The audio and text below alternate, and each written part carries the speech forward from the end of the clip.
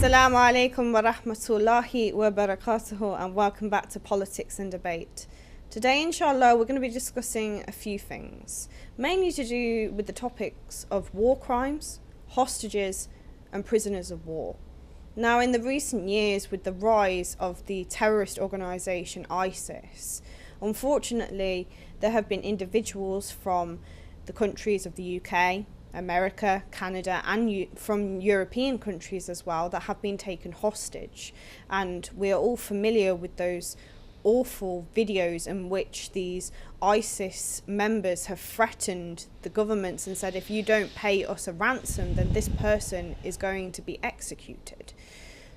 So how should we react to certain situations like that?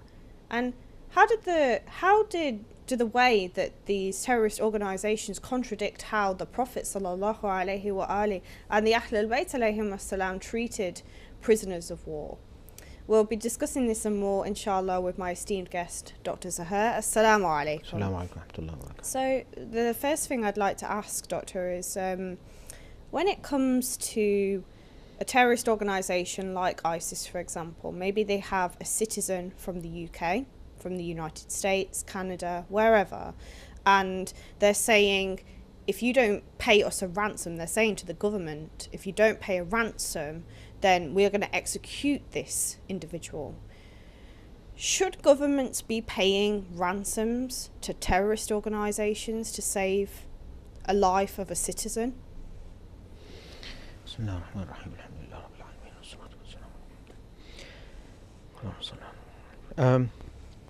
There are different views amongst governments as to how to approach this. There is one school of thought which says that we shouldn't deal with hostage takers and terrorists, and we don't pay them ransom. That unfortunately ends with the terrorists killing the hostage normally. And there are some other governments which they say we need to negotiate and somehow secure the release of the hostages, and for example they pay them some money or ransom for that. Of course, the first school of thought would say that if we continue doing this, then the terrorists will get into this habit that they can easily snatch some hostages, some take hostages, and then ask for money and ransom and so on, and they'll give them. Easy way of making money. Yeah. So there are two views amongst governments, and both have been adopted by different governments here in the West. And yeah, it's a very difficult dilemma. Obviously, no government wants any of its citizens to be killed, but at the same time, they don't want to give the impression that you can come and take hostages and we'll pay you for it. So it's a very difficult question.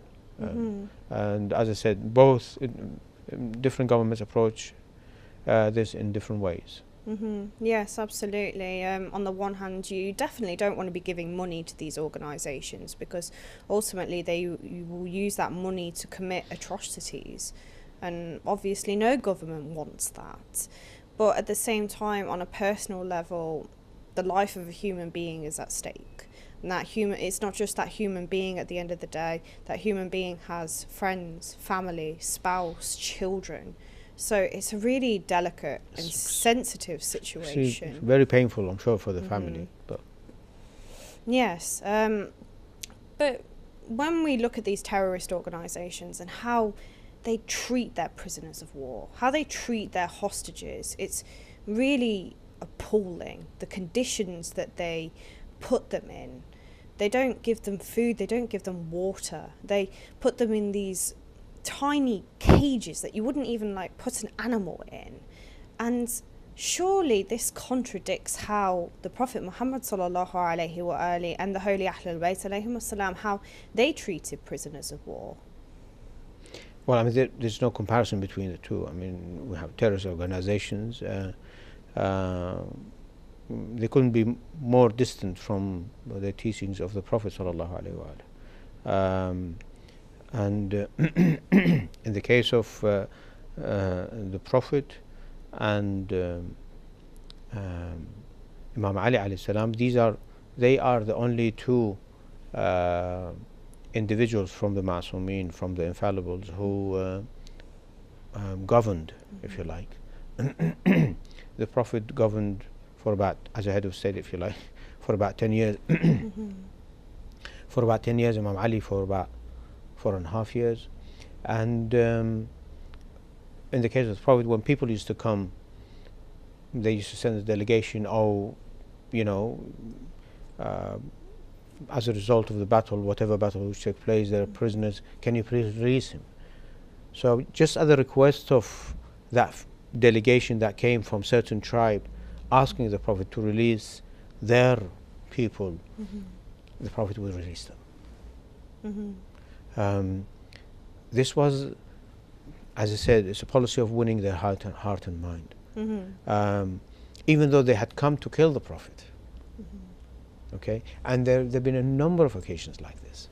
Even that or sometimes they send assassins. So an individual comes to Medina, and not involved in war and so, but he comes to Medina with a view to kill the Prophet. When he's caught, and he admits what he was going to do,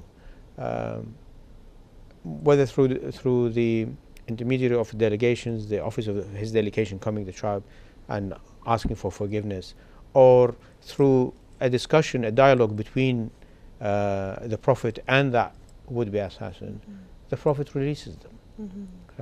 So this was the sort of treatment that they had. And in one of the battles, I can't remember which one, whether it's I've forgotten. There were only 3 battles that Imam Ali was engaged in. One was spearheaded by Aisha, another one by Muawiyah against Imam Ali alayhi salam, and the third one was by the Khawarij, if you like. And they all claim to be, of course, Muslims, of course. Yes. So they used to bring a prisoner, and yes, a prisoner of war. They just had fighting and so on, and he would say to the prisoner, would you swear that if I release you, you wouldn't fight me again? And he says, yes, I swear. He says, release him. I mean, people would say, what is this? I mean, he might be lying. He must sort of come back again and fight Imam Ali. You'd say anything to get out of prison, wouldn't you? But Imam Ali he wanted to give him another chance.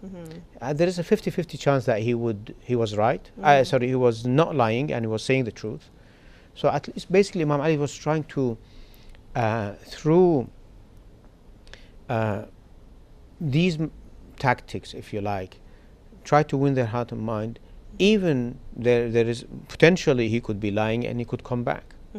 But he would subject himself to that for the hope that there is less bloodshed. Okay. And that hopefully he would go away. He wouldn't come back and come back fighting again. He would take, if you like, risks, all in aid of having less violence, and aid of having less bloodshed. And of course, throughout in the battles that the Prophet ﷺ was engaged in, and they were all defensive battles. He never started any battle whatsoever. The Prophet ﷺ. Neither did Imam Ali alayhi salam, nor did Imam Hussein when at the battlefield of Karbala, when they came to surrounded him and his family and his children, wife and children, the wives and children of his 70 or so companions. They were cursing Imam Hussein alayhi salam, and one of the companions said, I have him on side, this person who's cursing you, can I hit him with an arrow? He said, no, I hate to be the one who initiates the war. So they never started the war, they never initiated, they never began the battle. And what they began with was, think about it. They even tried to persuade them when the battle lines were drawn and when the armies were facing one another, the army of Imam Ali or the Prophet sallallahu alaihi wa alihi, or Imam Ali alayhi salam, they used to send people to go and sort of talk to try to talk some sense, so that they wouldn't fight. So fighting would be the last resort, and fighting would be defending themselves when they began, when they started the fighting. So this was their policy, and as I said, the policy of prisoners.